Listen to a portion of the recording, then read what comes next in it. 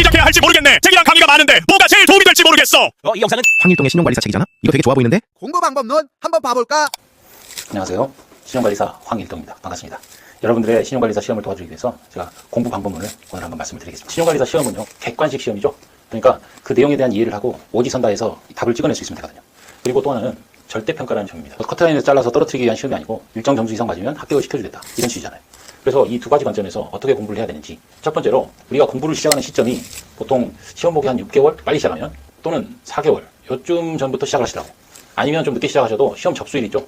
접수일 보통 매년 한 6월경에 접수를 하는데 이때부터 공부를 하셔서 한 두세 달 정도 공부를 하고 시험을 보시더라고요. 그러면 이때 어떻게 시작할 것이냐, 일단 이론을 봐야겠죠. 내용을 모르는데 문제를 풀 수가 없잖아요. 법에 대해서 전혀 문외한이신 분이나 법 이론을 알더라도 채권 추심에 관련된 내용이 무엇이 있는지 모르시기 때문에 이 이론서를 핵심만 딱 추려가지고 한 권으로 만들어 놓은 책이 있습니다.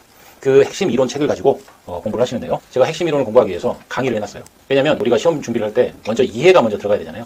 내용을 봐도 무슨 말인지 모르지 않습니까? 그래서 이해를 해야 되는데, 이해를 통해서 우리는 암기를 해야 합니다. 암기해야 될 요소들이 있습니다. 암기를 하기 위해서는 반복이 필요해요. 이 반복을 해야 되기 때문에 어느 정도 시간을 가지고 준비를 하셔야 된다는 얘기입니다. 이 이해를 통한 암기, 이 암기를 위한 반복, 이 과정이 계속 이루어져야 되고요. 이때 제가 이해를 하는 데 도움을 드리는 게 바로 제 강의라는 얘기입니다. 그런데 지금 결과적으로 우리는 어떤 시험을 본다고요? 객관식 시험을 본다고 그랬죠?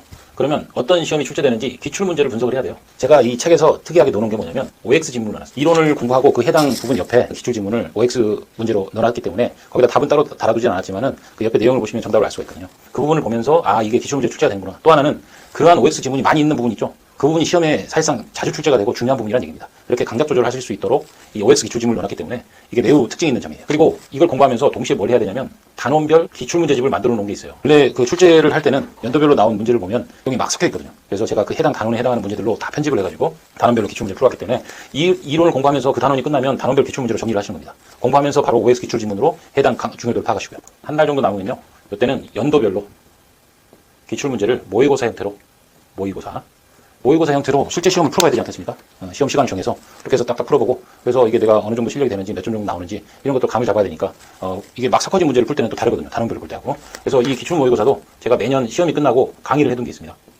매년 강의를 해뒀어요. 그 해 시험 문제가 그 해 그 시행이 되는 법령을 기준으로 하기 때문에 지금 현재는 시의적으로 맞지 않는 내용이 있을 수도 있습니다. 하지만 그거는 그런 관점을 고려해서 보시라는 얘기고요. 이 강의를 보시면 그 내용을 이해하실 수가 있어요. 그래서 가장 최근 문제부터 이렇게 차근차근 풀어나가시면 나중에 나오는 옛날 문제들은 그때는 그 법령이 적용돼서 이런 답이 나왔구나 정도로 이해를 하시면 되겠습니다.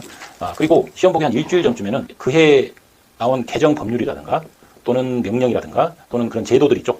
이런 제도들을 점검을 해야 되는데 어디서 점검을 하느냐? 법제처 사이트가 있습니다. 제가 책에도 그 URL을 넣어놨는데 그 법률의 개정 취지, 그리고 연혁을 보셔서 어떤 취지로 이번에 개정이 이루어지는지, 그리고 그 해당 조문은 무엇인지 이런 것들을 보시면 올해 시험에는 내가 시험 범위에 있는 법률이 이렇게 바뀌었구나, 이런 게 중요하구나 이렇게 알 수가 있으니까. 그리고 시험 보기 이제 전날이나 그날 아침 뭘 해야 되겠습니까? 암기로 표시를 해놨던 부분 있죠.